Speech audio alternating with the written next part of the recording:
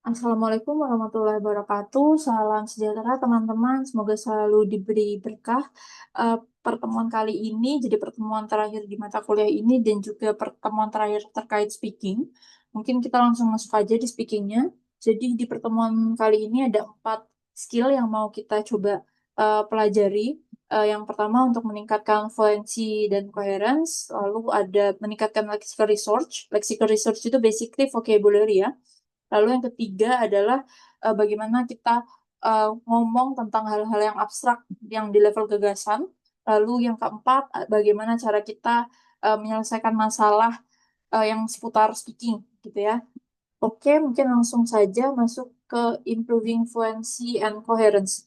Jadi di pertemuan sebelumnya saya sudah menjelaskan bahwa fluency itu turunannya ada dua, yaitu speech rate, kecepatan kita ngomong, dan juga speech continuity. Eh, jadi kalau teman-teman pengen fasih berbahasa, coba memang harus latihan ya untuk bisa nge-improve dua ini. Dan yang selanjutnya adalah terkait coherence. Dan coherence kita udah sering bahas, baik di listening, reading, dan juga di writing. Di speaking masih tetap sama, karena memang kunci komunikasi itu salah satunya ada di coherence, gimana caranya kita tuh ketika menyampaikan sesuatu tuh bisa ditangkap dengan mudah begitu. Lalu caranya bagaimana?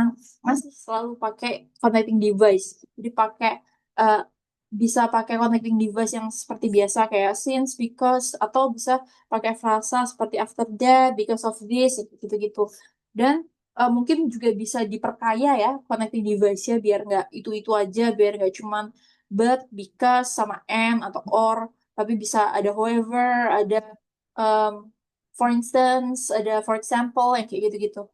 Oke, singkat aja untuk improving fluency. Selanjutnya untuk improving lexical research. Jadi lexical research itu kan vocab.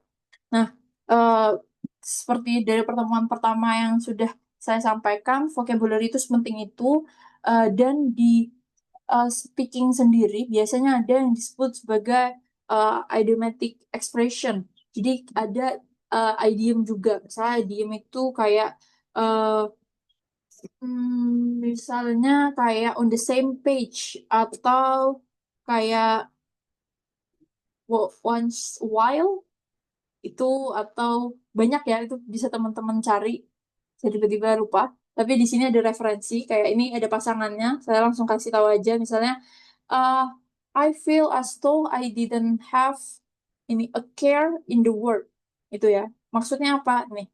I was very relaxed karena dia nggak peduli sama dunia gitu. Jadi ini yang namanya idiomatic expression. Atau yang nomor dua, I couldn't keep a strange face. Jadi nggak bisa muka aku datar.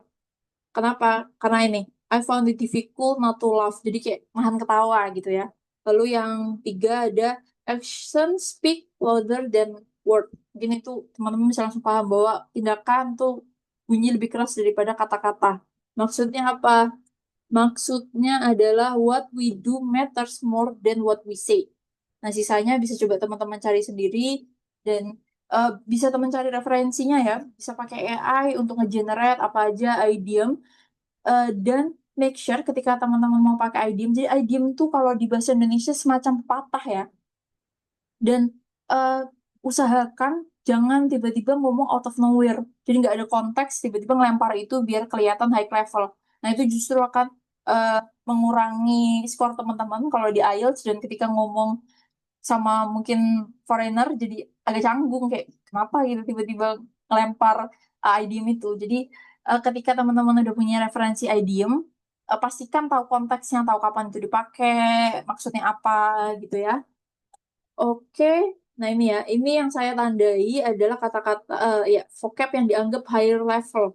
Jadi sebenarnya bukan eh, vocab yang gimana-gimana, sebenarnya kayak experience itu ternyata higher, kayak attitude gitu. Dan daripada teman-teman fokus ke apakah kelas katanya high atau basic, mending fokus apakah si kata itu bisa mewakili ide yang mau teman-teman sampaikan. Mungkin itu untuk lexical resource, karena lexical resource itu memang harus diperkaya dalam self study ya. Dan cara memperkayanya gimana? Utamanya tentu di skill pasif.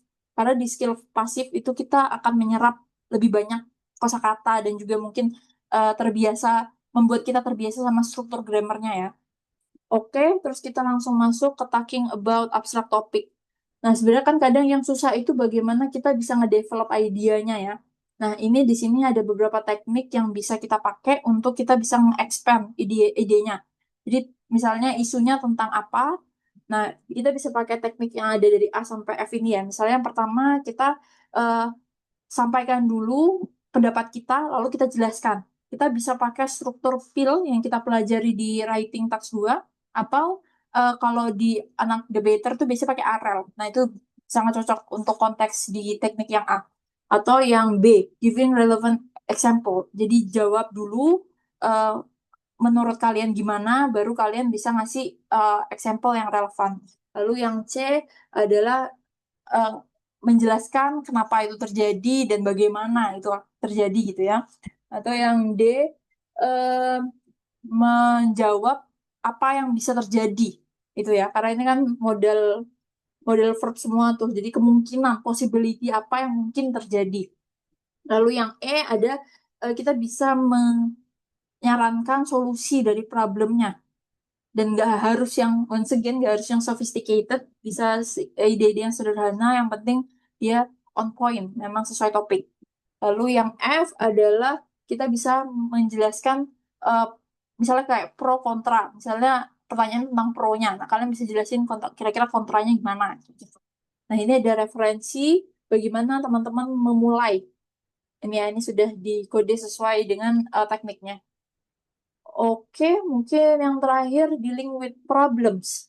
Nah, ini mungkin teman-teman yang masih kesulitan dalam speaking, biasanya kan permasalahannya di seputar-seputar ini nih yang udah dijelasin. Apakah kita nggak paham pertanyaannya, apa kita nggak bisa mendengarkan dengan baik, atau karena kita buat kesalahan dalam grammar. Kesalahan ini kan bisa macam-macam ya, terkait grammarnya, vocabnya, atau mungkin uh, pronunciation-nya gitu, atau uh, kandidat itu nggak nggak sure bagaimana ngejawab pertanyaannya. Nah, biasanya responnya adalah kita jadi diem, kita berusaha jawab tapi ragu-ragu, atau kita nanya ulang, minta repetition the question, atau kita selalu self correction ya, jadi selalu memperbaiki. Dan solusi untuk masalah ini semua menurut saya pasti jawabannya adalah latihan ya, jadi memang nggak ada shortcut. Jadi either kalian memperkuat general English-nya dulu, karena akan beda ketika teman-teman udah punya bekal general English yang kuat, lalu dibarengi dengan latihan speaking, itu pasti akan saling complementary. Dan make sure kalian conscious terhadap apa yang kalian sampaikan. Jadi jangan cuma latihan, tapi active learning. Jadi make sure kalian kalau tahu salah, salahnya kenapa, atau kadang itu ada kesalahan yang sudah terlanjur kita normalisasi. Nah, itu coba dicari deh, apa masalah-masalah yang ketika kita ngomong bahasa Inggris itu udah kita anggap normal. Karena tiap orang tuh pasti beda-beda ya. Dan mungkin bisa balik lagi ke topik di introduction, di speaking, jawabannya itu sebenarnya ada di situ semua, dari masalah-masalah ini. Mungkin itu dari speakingnya sendiri, dan untuk karena ini pertemuan terakhir, sekali lagi saya ucapkan terima kasih atas partisipasinya. Mohon maaf kalau dalam menyampaikan materi dari awal pertemuan sampai saat ini masih banyak kekurangan. Kalau ada yang mau ditanyakan, ada yang mau diverifikasi, atau ketika saya menyampaikan sesuatu ada yang menurut teman-teman kurang tepat atau kurang akurat, bisa sampaikan ke saya. Nanti saya akan perbaiki untuk ke depannya. Mungkin itu, sekali lagi terima kasih teman-teman, semangat terus belajarnya. Bahasa Inggris itu adalah continuous learning ya, jadi harus selalu improve, dan semoga nggak capek untuk belajar. Itu aja. Terima kasih. Wassalamualaikum warahmatullahi wabarakatuh.